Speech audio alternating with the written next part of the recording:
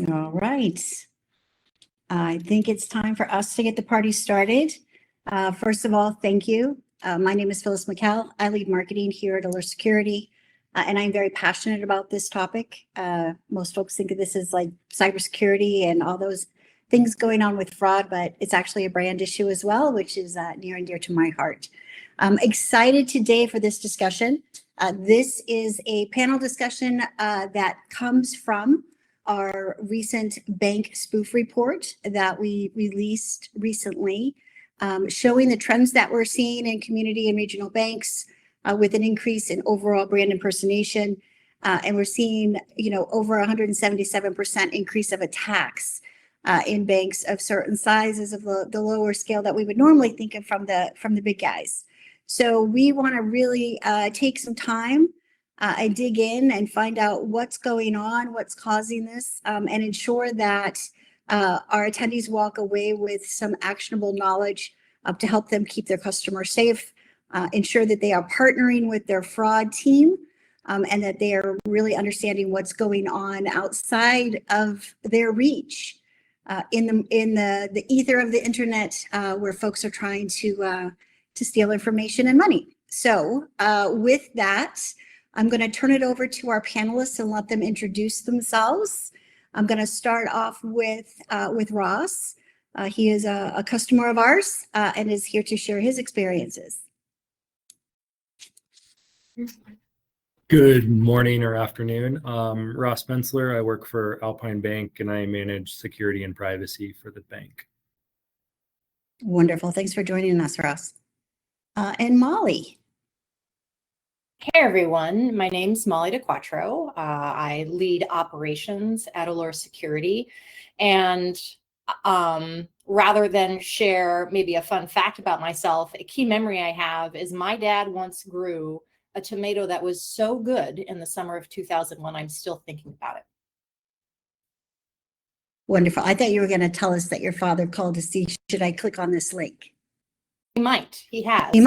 He might, right? And Sean. Hey, everybody. Nice to be on the call with you all today. My name's Sean Bell. I've been in the brand protection or digital risk protection space for around the last 10 years in a variety of roles, everything from analyst to ops leadership to now moving over to the solutions engineering side. So really just excited to come talk to you all today about some of the recent things that we've been seeing and how that could shape the actions that you all take going forward. Wonderful. Thanks for joining us. If you have questions as we go through this session, please put them in the Q&A box in the panel. We will address them as we go forward. And at the end, we could even open it up to Q&A as needed. We have a big bunch of great brains here who know a lot about what's going on out there. And so it's a great opportunity for you to take advantage of that while they're on the call with us. So I want to kick this off by, digging in a bit more to what we're seeing on the spoof report, right? I mentioned at the opening that we're seeing a big increase in attacks and the volume of brands being impersonated, especially in those spaces of, 1 to 5 billion AUM, above 5 billion AUM. But what we're seeing is what I think most folks think of as sort of the opposite of what we would normally see, which is they go after the big guys, right? The big guys have all of the money. But at the end of the day, what we're seeing is continued trend of our scammers really moving down market. And so I wanted to take some time to sort of dig into it a bit more and really talk about the why. Why is this happening? And so, Ross, I guess I'd like to turn it over to you to start off the conversation with, are scammers looking at community and regional banks more as a strategic target for their profits due to, characteristics of the banks, or what do you see driving this trend that we're seeing? Yeah, I think a lot of the trends that I see, and whether this is directly related to, scammers targeting small and mid-sized banks or just indirectly kind of happens, but what I see is scammers are not targeting banks directly, at least not us. We see a little bit of phishing emails coming in to the bank that are targeting our employees, but the vast majority of what we see is scammers targeting our customers. And so with that, we see that customers are falling victim pretty regularly to scam text messages, scam emails, scam phone calls, those types of things. I think where this comes into play with smaller banks is that as banks are relatively small in asset size, and as they grow, what I tend to see is that you start to become more of a full service bank in the sense that you're offering Zelle, FedNow, RTP, all these different services to all these different customers. And then you also start having to increase your limits to be able to service these customers to create efficiencies in those types of things.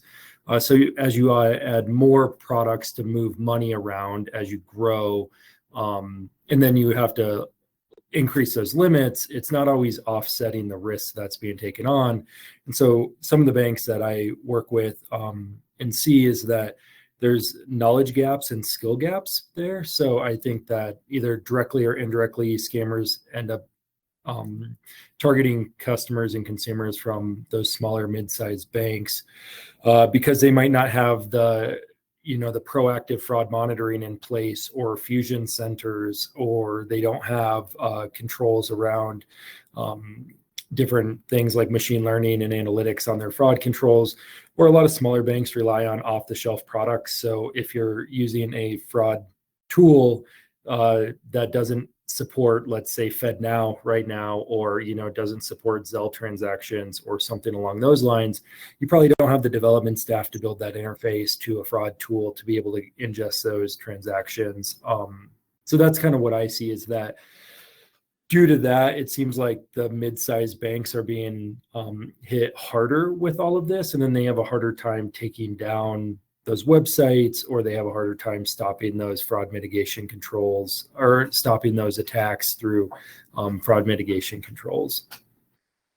So the complexity that they're starting to see, they're starting to introduce more complexity to meet the needs of their customers and the expectations, right? And compete against those mega banks we were mentioning earlier. Sean, as you think about what's going on in that mid space, are there other things that you think are contributing to that increase? Ross brought up some great points, specifically around introduction of new technologies and back-end integration and all that great stuff. What are some of the things you're seeing? Yeah, I think Ross had a couple of great points in what he was talking about through that first question there, specifically on the resource and the knowledge gap that can exist in a mid-size or regional community bank versus maybe one of the mega banks that exist out there. Having worked with both a lot throughout my career up to this point in time, I think it becomes pretty obvious quickly that at more of the mid-sized banking institutions, you're going to see a small team of individuals wearing a large amount of hats. So there's just a lot of responsibilities on their plate. Brand protection is not going to be the only thing that's a focus to them. There's 50 other things that are just as high, if not higher priority on their plates on a day-to-day basis.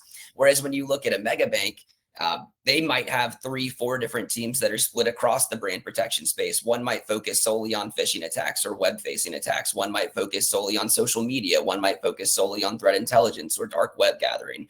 So there's a lot more focus on specific centers of knowledge within these mega banks than regional community banks might have the ability to afford. And that comes down just purely to the fact that the difference between a $1 billion bank and a $1 trillion bank is roughly $1 trillion. There's just so much resource to be able to spend. That comes down to the technology stacks as well. Again, I think when we're looking at regional community banks, they are trying to get tools in as many places as they can because they need the assistance, because they have less resources to be able to work with on a day-to-day basis. But then again, going back to the mega banks, you're going to see that they, again, across these separate teams that all have specific focuses, they're going to have competing tools doing the same things, oftentimes layering over to the top of each other. So they have a lot more ability to be able to cover some of the specific gaps that might exist out there as well. And that's not something that's news to threat actors. They're very aware of this fact. And so the resources available to these institutions absolutely plays a part in why we're seeing this downstream shift. But I don't think it's the only reason that it's happening right now either. There are other factors that are in play as well. When you start to look at the average age of the user base or the consumer base across regional community banks versus maybe again more of these mega banks, you are typically going to see an average higher age for those users. Again, threat actors are very aware that these users are likely more susceptible to fall for social engineering scams. They're not as familiar working with digital interfaces or how those transactions are supposed to process in a legitimate way. And so it's much easier for them to fall for that phone call, fall for that text message that they received than someone who's kind of grown up, lived in that space their entire life. I also think the fact that regional community banks are very focused on specific areas has a part to play in this as well.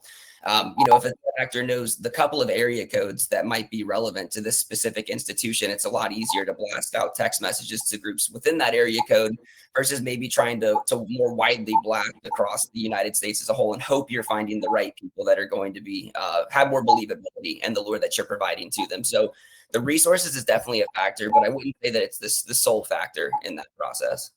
It sounds like one of the things you're mentioning when you talk about the community regional banks and the local area codes and all of that is fraudsters really taking advantage of the trust that those community and regional banks have built with their customers and creating a sense of safety and security maybe that they may not think about when it comes to being at risk with an organization they've probably been working with for quite some time. So Molly, you spend a lot of time working with our different community and regional banks. What are you seeing from as you're working with them and as they're struggling to figure things out, like how is it shifting how they think about cybersecurity? How are they thinking about how they think about vendors and technology and all those things that need to come together? And what are some of the trends that seem to be coming to light? Thank you for the question. I've seen a couple of different things across our customer base. One is a layering of vendors, maybe vendors that overlap in a solution space. The second one is maybe an institution has had a long-term relationship with a more monolithic vendor that offered a wide variety of services that included brand protection. Well, now that service maybe it's not best of breed. It used to be good enough, but it isn't anymore. And so they turn to a more focused vendor who can be a bit more nimble in the space in terms of innovation. I remember talking with one customer who, as like Sean had mentioned, they were in a rural community. They specifically referenced the age of the vast majority of their clients, and they were just in despair that they were under such attack, and they had never been under attack before. This was a new problem for them. And unfortunately, their institution had found itself the victim of a phishing kit that was then widely propagated, and they were under attack several times a week, almost several times a day for a period of time. But yeah, what we're seeing is the urgency of the need is driving the urgency and the diversity of spend. One of the things as we start to think about this, and you mentioned, the rural community customer that you were speaking with, Ross, I think, when we were going through some of the questions, you mentioned that you had a bit of a rough year when it came to number of attacks at a certain point. Can you share a little bit more about what your experience was around that and what it meant to your team as far as how you handled that?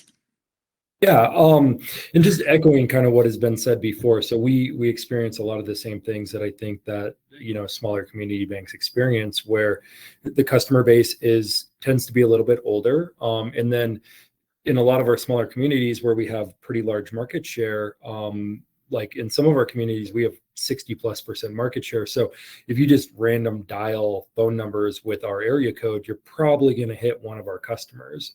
So that was definitely something that was hard for us to overcome. And then with us, the scale and the speed that we saw this stuff change, in years past, I've been managing security for the bank for 15 to 20 years. And I think in a 10-year period, we took down maybe 2 or 3 spoofed websites. So we didn't see a lot of them. Over an 18-month period, we took down or had to have taken down upwards of 2,000 websites over 18 months. And we just heard thousands and thousands of people in our community just saying that they're seeing text messages that are posing as us, or seeing a lot of account takeover fraud and several hundred customers that were getting hit with this. So the scale that we saw was kind of unmatched to what we used to see, which is where, for us, for a long time, brand protection was less of something that we were really focused on. And my team, we did it on the side. We had vendors and stuff like that, but it wasn't something that we had to really have somebody managing. But now with the scale that we see, is we don't go a week without seeing a spoofed website any longer. And we haven't went a week without seeing a spoofed website in the last 2 years at this point. So definitely became something that we had to change up. My team definitely had to change up how they were managing websites, or managing our report phishing or our spam kind of mailboxes. So prior to 3 years ago, as a smaller bank, we didn't really have a way we had some ways for customers to like send in, hey, this website has been spoofed, or I got this text message. But we had to formalize that, build out a mailbox, build out a secure way to get those emails, and then build a workflow on my team to be able to analyze those, report the phone numbers, report the websites, to have them taken down, and then follow up with our fraud team to see if there's been account takeover stemming from that. So that's definitely been a workflow that we didn't have really in what we had to do before. Yeah, so that really has a downstream effect that I think a lot of folks don't think about when it's happening.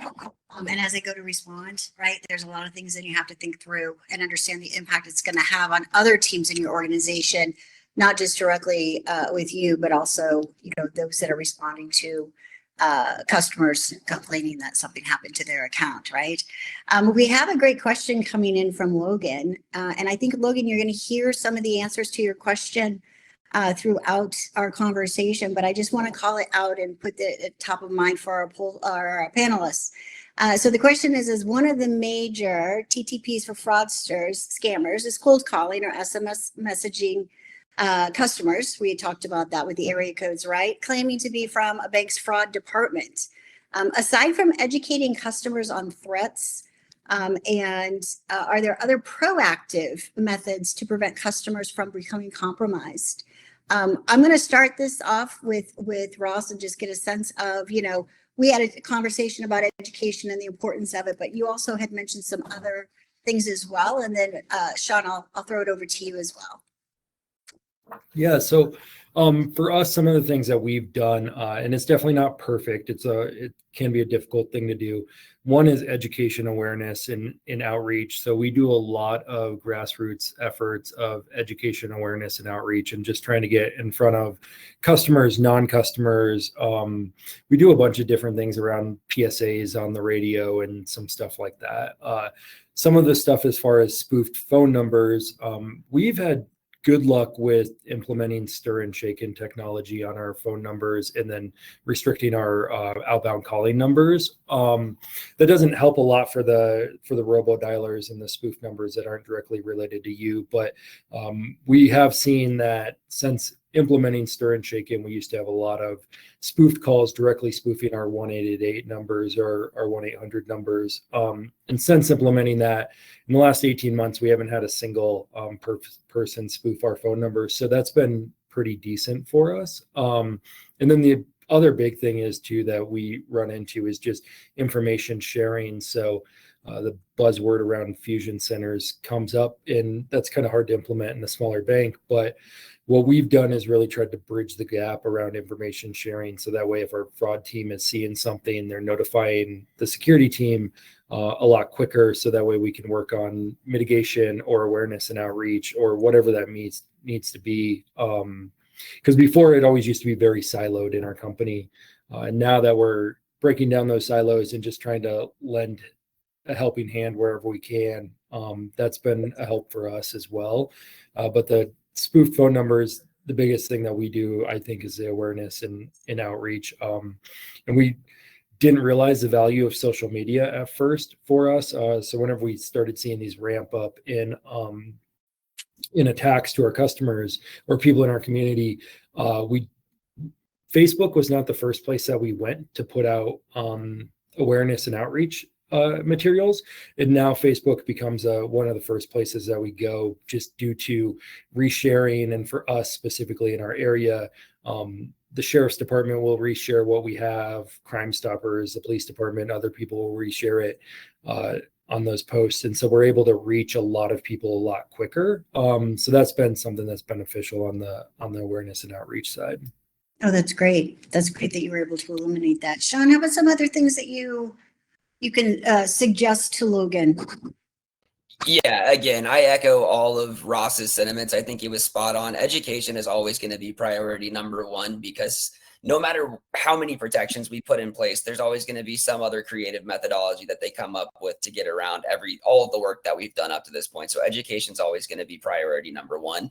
Stir shaken is another fantastic call out. I think telcos are really behind the time in trying to ensure that the people making calls are actually the ones that own that number, or the ones that should be making that phone call. And so it's just a little bit of a different space. I mean, I think if you think back even to email maybe 10, 15 years ago, before DMARC really got popularized in the industry, anybody could go out there, spoof anybody else's domain, send that email, and nobody was going to be any the wiser for it.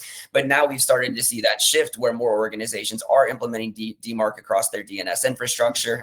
Even, broader industry leaders like Google, Yahoo, they're putting more pressure on organizations as a whole to take that next step, saying that we're going to start blocking emails if you don't have DMARC implemented across your organization. And those things have an impact overall, because they're pushing people to make sure that we're boosting the security of everybody across the industry as a whole. And so I do think from an individual perspective, education and implementing technologies that assist you are going to be very impactful. But I do think we need to look at it a little bit more broadly as well, and find out how us as a group, as a coalition, have the ability to partner together to put more pressure on telcos, for example, to be able to get them to take the next steps, advance their technologies and their controls, to make sure that we don't just allow this to be able to run rampant, and put all of the pressure on ourselves to be able to make the right steps to protect our customers.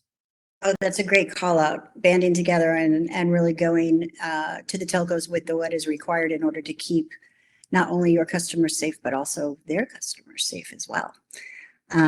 Okay, Molly, anything else you want to add on to that before we move on to kind of switch topics a little bit? Very briefly, I was at a conference late last year where I was working with someone who was directly connected to the FCC, trying to get these rules changed. I mean, this is not a new problem. Fraud via SMS and fraud via cell phone, mobile phone is not a new problem. And there is some work being done with the FCC to try to get the policies updated. But as you might imagine, this is a very slow rate of progress in this department. Anything we can do to amplify those messages might help get the attention where the attention's needed. Oh, great call out. Totally great call out. I think there's one other question, Ross, before we move on, that Bethany would like to get some answers to. And when you talked about how you are educating your customers in the marketplace through Facebook and working through your sheriff's and police department, Crime Stoppers, etc., she asked, is that being pushed out for individual attacks? And then can she get a sense of what you are posting via y'all's Facebook page? So I'm going to assume, Bethany, that you are down south where we say y'all. I love it. Ross, any additional feedback or input you can give to Bethany?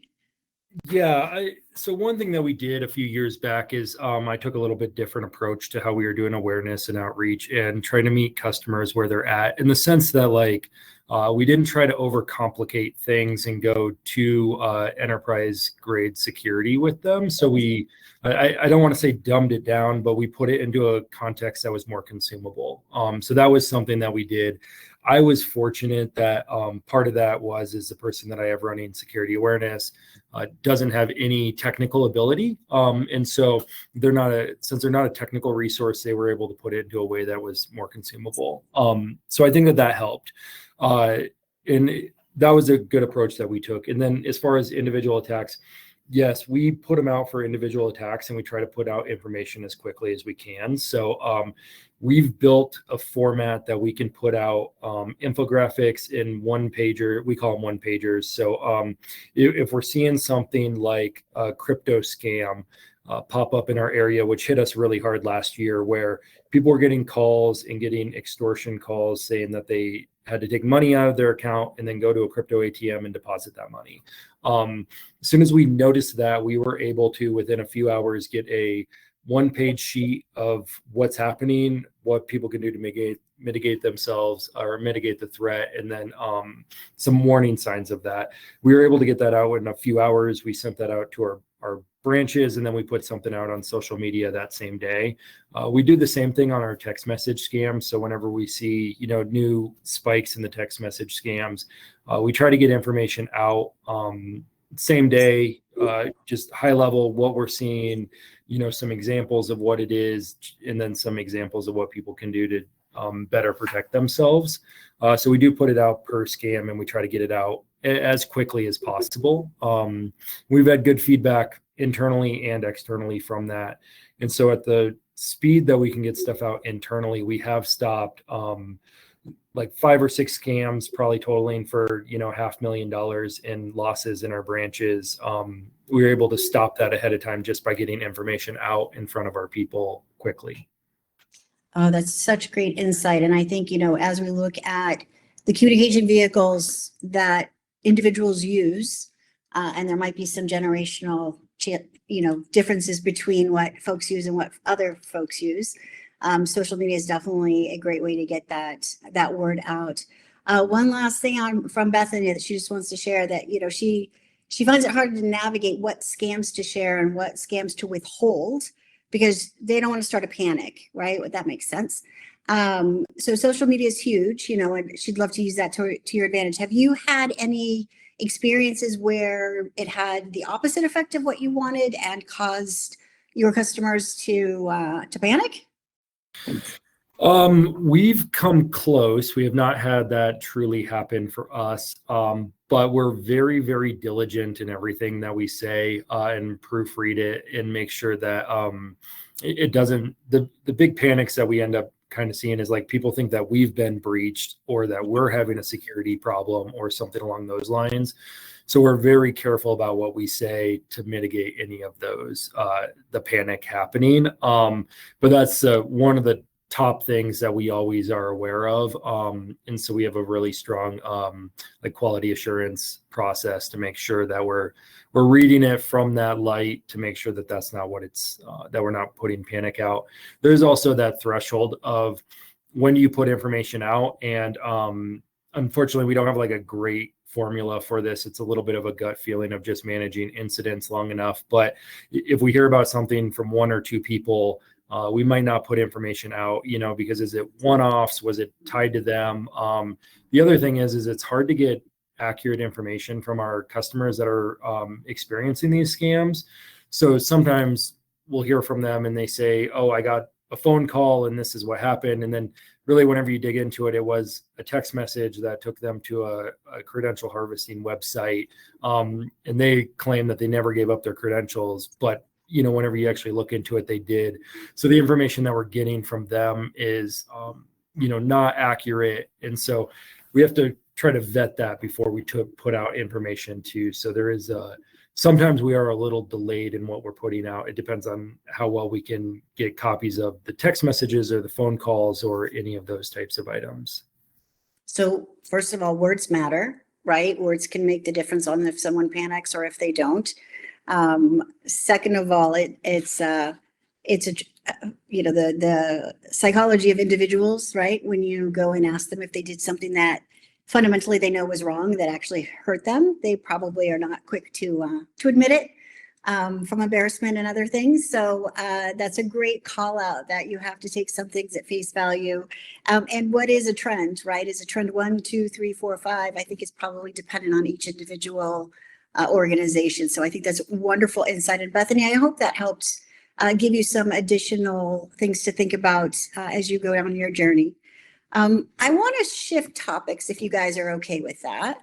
There's a lot of utilization of this term AI, and everybody's using it everywhere.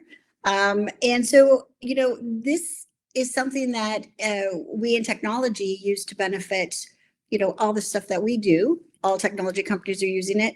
But the bad news on that is our scammers are also using it as well. And they're figuring out, how do I leverage it in order to make my life easier, in order for me to make more money as I go through my attempts to scam people. So I want to switch to the topic a little bit and talk about the landscapes of threats and how AI is evolving them. And, you know, some of those most common techniques that we see, and then some shifts that we might be seeing because of AI. And Molly, I'm going to start off with you, as you see so much in our SOC. It would be great to get a sense of what are those things that you're seeing today, and then we'll talk a bit more on the impact of AI. You bet. So I can do a lot of things. It can do a lot of good. It can also do a lot of harm. What we're seeing from fraudsters is deployment of AI to really make incredibly good visual looking scams. And what I mean is the logos are right. The phrases are all in native English. The spacing is visually satisfying, right? This tool, AI, has been used to concoct very, very realistic and very good looking pages. In addition, the folks who are making fish kits can easily make very, very high quality fish kits at a low cost to them, increasing their bottom line, or increasing their takings rather. And they can make lots and lots of them using AI. You know, what used to be skills that needed to be done and executed manually can now be given to an agent and rinse and repeat ad nauseum. The additional tools that we're seeing used are what we call trusted platforms. And a trusted platform is something, it's used for a development site. Some examples are pages.dev or weebly.com, or some examples of trusted platforms. And these are just overflowing with fraudulent activity. There are often AI agents that can code with you. So you don't even you don't even need to know how to code in order to use these platforms. I've seen this in action, and it's, you know, I'm not a coder, but I'm pretty confident that I could get a fraudulent website up with an AI coding agent by my side on one of these trusted platforms. Wow, that's sort of completely changes the game if you think about speed and how quickly they can spin up something that feels very, very realistic. Sean, you know, what are you seeing as far as how AI continues to enhance the techniques that Molly talked about, and maybe some other ones that you're seeing as well? Yeah, I think Molly had a lot of really good points there. I generally look at it from three primary bullet points when we're looking at how AI is really going to reshape how fraudsters are attacking customers of the organizations out there today. Number one is just going to be barrier for entry. So like Molly mentioned, you know, a couple of years ago, or maybe more than a couple of years ago, right? But before AI really became popularized, it did take some level of technical capability to be able to get the infrastructure, build the website, set up the credential capturing process and where you're going to deliver those to, be able to have a mailer and send out lures to the appropriate individuals that are going to receive that lure. So there was some knowledge base required to be able to effectively perpetuate these scams. Now that's slowly started to die out more and more over time. Before AI, it was phishing as a service. So there are groups out there that are selling the infrastructure, selling the fish kits, offering support packages for people so that they can get up and running as quickly as possible, give you the mailing list that you need to send out to, send the credentials to a Telegram channel somewhere so you have all of that captured. And that already made the process easier, but now it's going to be even easier than that, both for those phishing as a service operators or individual entities or groups themselves, because they can put a couple of prompts into AI and have that website built or have that lure picked up, ready to go, looking just like something that the legitimate organization would offer or deliver themselves. So the barrier to entry is much, much lower now than it would have been, you know, previously. The second thing I look at is speed to delivery. So again, like Molly mentioned, the usage of AI makes it much quicker to be able to spin up that website or multiple websites targeting various brands. Same with lures, right? Building crafted, believable lures, leveraging the terminology that each of those organizations might use in their legitimate communications, and doing that at scale for multiple institutions simultaneously. So it takes less time than ever to be able to build these scams and have them ready to go to deliver to end users and start to try to attack those potential victims. And then the last thing that I look at is believability. We've all done security awareness training classes over and over throughout our careers at this point. At least I hope we've all been taking security awareness training classes up to this point in time. And one of the things that you always see to look out for is look for inconsistencies in the messaging that's provided to you. Look for grammatical errors that's in the messaging that's provided to you, because oftentimes we are targeted by non-native English speakers. And so things are going to come off looking a little funny when we do end up receiving that email, that text message, whatever the case might be. But again, AI has the ability to overcome those issues because now they have the ability to, again, enter that prompt and get that response back to them in a way that would look exactly like a native speaker would be talking about it, and more so in the same vernacular that specific organizations even might be communicating about themselves. And so being able to identify what's a scam versus what is not is going to take a higher level of security maturity on a person by person basis to be able to make the determination that, hey, this is fishy. This isn't something I should be interacting with. Well, that's sort of scary because we're not all security analysts, nor do we have the keen eye of those who do. And I just, again, I go back to Molly's dad asking if he should click on the link or not. And those of us who've had to deal with that question a lot. So one other thing I want to throw over to you, Sean, is, Molly talked a lot about some of the trusted sites and some of the trends that we're seeing. What are you seeing beyond sort of that traditional social engineering that banks need to be aware of as they navigate this ever-changing landscape? Yeah, that's a really good question as well. And Ross actually hit on a couple of points I'll talk about here earlier as well. But we've talked about one big buzzword in the conversation today being AI. We've left out the other big buzzword that's out there right now, and that's deep fakes. And honestly, regardless of whether it's a deep fake, a shallow fake, or anything in between, the goal is to find it, identify it, and mitigate the risk associated to it. But it is something that poses a new problem to all organizations out there at this point in time in a couple of different capacities. The biggest thing being that I think it expands the scope of what organizations are responsible for monitoring in order to be able to identify the different types of threats that might be targeting them.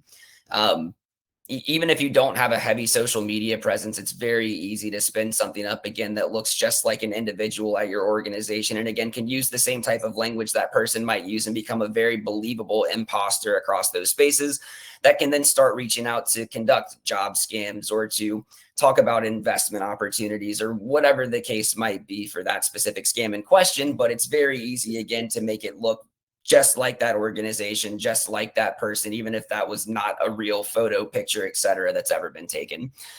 So the scope of what you're responsible for covering in order to know that you've got a grip on any scams that might exist out there definitely is factored into how AI is being leveraged nowadays, or deep fake technology, to be able to impersonate organizations in an online capacity. I think one of the things that's top of mind for a lot of organizations right now as well is phishing, or phone call based scams. That's something that we've heard consistently across our customer base. And I know it's something that a lot of FIs specifically are dealing with on a day-to-day basis today. And those have a lot of play in the AI space as well.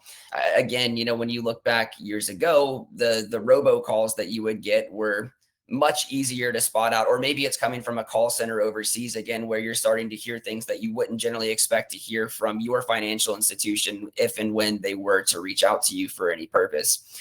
Now, again, we have the ability to mask voices on calls to make it sound like different people, to make it sound like there's no accents, for example. So going back to the believability point from the last question, it's just much tougher to be able to identify what's a scam and what's not, especially if you don't have a high security awareness maturity with some of the technologies that are being developed today. That's a great call out. And I think, Ross, if I remember correctly from our earlier conversation, you were mentioning that it's hard to tell now with Colorado accents calling into the call center on what is truly a customer versus what may not be. I just wonder if you could give a little more color around that. Yeah, I mean, and I'll echo everything that was said before. The speed and scale that we're seeing stuff delivered now, and then just some of the trends that we're seeing, and whether this is AI voice generation or real-time translations or those types of things. We tend to see less accents in our call center. So it used to be that we would see people calling in, posing as our customers, using stolen data from online that they're getting off the dark web or wherever they're getting this data. And they're calling in, they have a Eastern European accent or some sort of accent that just made them stand out.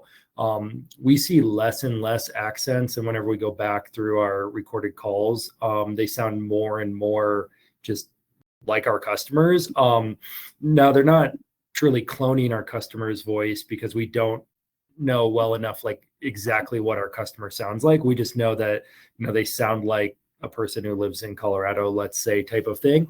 But we're seeing more and more of that happening now where we don't have the accents to pick up on, similar to the old phishing emails, on how you picked up on phishing emails with grammar and text and all of those things.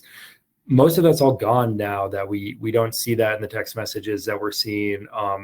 The phone calls that our customers are getting sound very believable, or if they get a text message and they respond back to that text message and then they instantly get a phone call back, and then there's a person on the other end, it's hard to distinguish. Is that a real person? Is that an AI voice bot that's talking with you?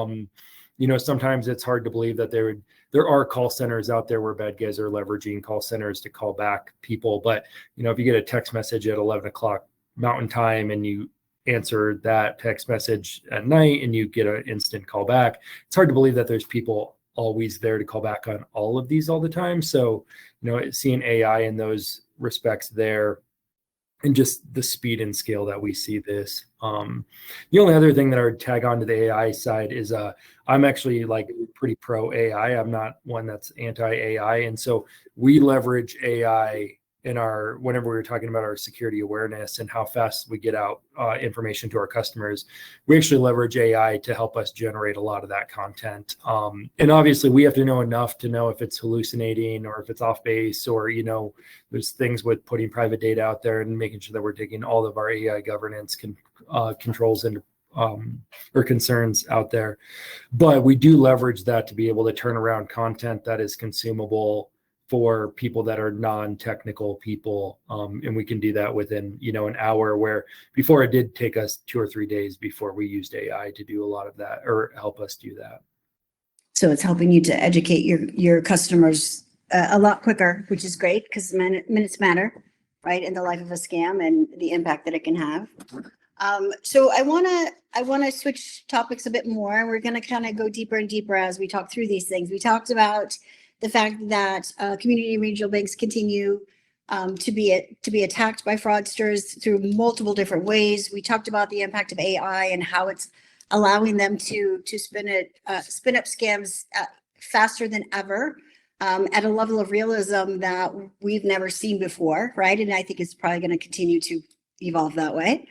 But I want to get down to, the impact of what this means to your bank, your customers, our customers, folks that we talk with on the financial side. We talked a bit about the downstream effect, right, of an account takeover and how that impacts your call center and dealing with your customers and working with your fraud team and all those different pieces. I would love for you to give a bit more color on how you look and your organization looks at those hidden costs that may not be seen, or those things that you're doing to get better visibility. Yeah, for us, this is definitely a hard thing to tackle, and we're still young on this and figuring out how we're going to do this properly.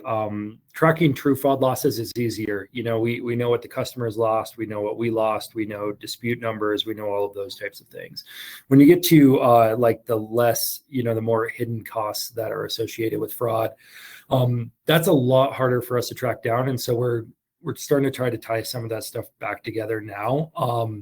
And I don't think we're alone as far as community banks are concerned, in the sense that we don't always associate, true cost of fraud. And that includes if you got to get a new debit card, what's the cost to ship that debit card, the cost of plastic, the cost of chips, the cost of, maintenance and all of these things, where a lot of the larger mega banks know, down to the penny what something's costing them. And so it's harder for us to track a lot of that stuff back. And then on community banks, one of the things that makes community banks a community bank is just that we take care of our community and we're high touch. And so how do you put a value on that high touch side of that, and like walking your customers through how to remediate these efforts. And we become a trusted advisor to them in a lot of ways, where we have to tie up a lot of time to help them through a ransomware attack or something that maybe, a large bank might not do.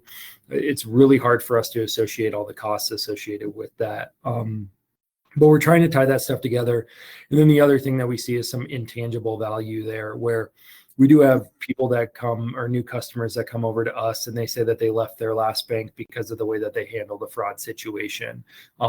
Doesn't mean that we're going to handle it any differently, but maybe we handle it with better care and finesse than what that other bank did. And so sometimes people just want that, reassurance and kind of hand holding through that process. So we do gain some customers that way, and I'm sure that we can lose customers that way too, but it's harder to track those costs. So definitely something that we're still trying to figure out is how do you track all that?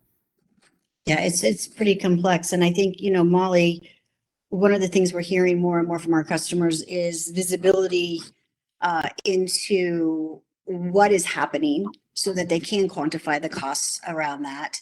You have a lot of different groups coming together with different GLs that are responsible for the customer experience, the digital banking experience, the fraud, the cybersecurity, and each one is impacted in some way, shape, or form. I was wondering if you could just share a little bit of the things that our customers are asking for to help them, I'm going to say justify the cost, because I'm not sure that's the right word. I think it's more of validating the fact that it's driving a very positive impact for the organization. But I'd love if you could add a bit more behind that. Yeah, we see a couple things. One of the data requests we see often is really related to the life cycle of an individual attack, right? When was the domain registered? When was it weaponized? When was it first mitigated? When was it finally taken down? That can help scope the potential impact, right? I mean, the actual outcome of the impact is what happens to the customer, or maybe what funds were removed from the bank as a result of the attack, or maybe what credentials were compromised and deployed in a different attack. But, so specific data points related to an individual attack. The other request that we're hearing is, well, how do I compare to my peers? That's a little bit harder for us to answer because the definition of peer can be sliced and diced a couple of different ways, but we're working on ways to surface data that aggregate basically within peers across our customer base and beyond. A lot of the data that we aggregated as part of the spoof report was taken because we have incredible visibility to attacks happening even outside of our customers, but we have even more for what's happening to our customer base. And we're finding that peer comparison is also really helpful from teams who are making decisions. That's a great call out. People want to see, how am I doing? Am I behind? Am I behind on what I should be doing? And how do we compare as we look at it? Ross, anything else you want to add on the financial side that we haven't touched on? Yeah, and I think all banks probably track this differently. I know for us, another thing from just the financial side of trying to track all this fraud and get a total number for all of these invisible costs is like some of our stuff is divvied up among different areas. So let's say wire fraud might hit a branch GL and it comes out of that branch's expense side, and maybe debit card fraud is centralized into a debit card GL. And then, all the different accounts and all that stuff is divvied up across all the different areas. And then all the areas might calculate some of these costs differently. And so it's definitely hard. And that's what we see. And I don't know if that's what everybody else experienced, but tying together all of these losses, and then even tying together customer losses and bank losses can sometimes be difficult depending on how those situations are tracked. So truly, how much fraud did you see? What fraud was stopped? What fraud wasn't stopped? If it hits different areas and you're tracking it differently, you might not know your total scope of risk exposure there. So there's internal education that needs to be done as well on how do we actually look at it holistically as an organization. And my gut tells me there's a lot of folks who haven't gone down that path yet. So I think we're going to be able to provide some of those learnings as we help folks move forward. We are having a wonderful conversation, which I love. I want to spend the last 10 minutes, and this goes back to Logan's question, right, of how we can help and how you can help Russ keep your customers safe. How much can be done from in-house staff? And then what, you mentioned a few things that you're using AI for, but it's time for the banks, I think, to start to rethink how they handle these threats. So Sean, I'll start off with you. Like, what are you seeing as you're talking with folks in the market around this and how they're thinking of it differently? Yeah, I think just getting kicked off, especially if it's not something you've looked at heavily up to this point, the first thing to do is just to take stock in-house and have a good understanding of a couple of things, really being, where do we feel we have in-house expertise, or where do we feel like we really have strengths in being able to go out and identify threats? And this isn't specific to brand protection necessarily, just across the teams as a whole. In places that we do have in-house expertise, do we feel those are priorities for the business in places that we want to be spending our time and resources specifically? Or are they places where we feel like it might be better to outsource to an MSSP, a managed service, a tool set, a SaaS platform, whatever makes sense, right?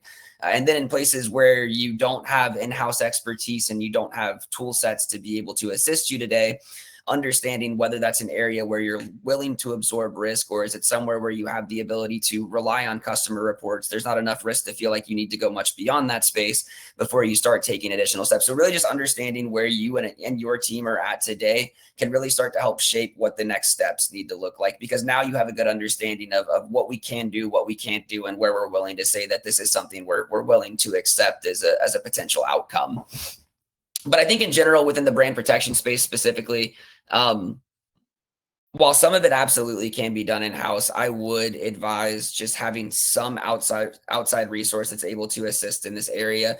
Reason being that the internet is a massive place, and some of the legacy outlooks on how to accomplish this, like looking at newly registered domains on a daily basis at a specific point in time, or doing Google searches to see what's popping up when you search your name out there, or even across social media as well. I mean, you absolutely will stumble across some things that way, but it's not going to be effective overall in being able to find all of the different scams that exist out there, just because the internet is such a massive place, and because threat actors have gotten very creative in understanding how to hide themselves from threat researchers that are attempting to identify them, leveraging legitimate technologies like Cloudflare to block access to certain sites, or by saying that if you don't access via this specific redirect or this mobile user agent, then you're not going to be able to find this specific item. And it makes it much more difficult to be able to just go about it in more of a keyword-based fashion and hope that you're able to find those things that exist out there. So this is a space specifically where I think it's very helpful to have someone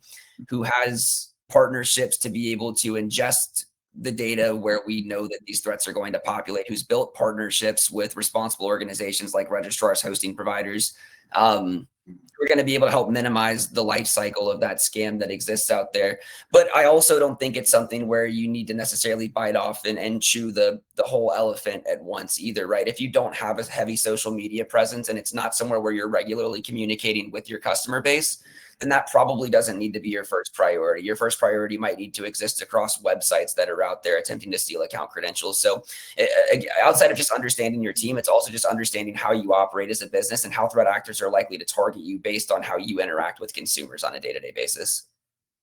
Oh, that's really great input. And I think one of the areas that, when you think about just the sheer volume of what is going on that we have no visibility to unless you actually know where to look, is the scariest part, right? At the end of the day. So having that increased visibility across the board is critical. And you're right, having in-house staff to do that may be challenging.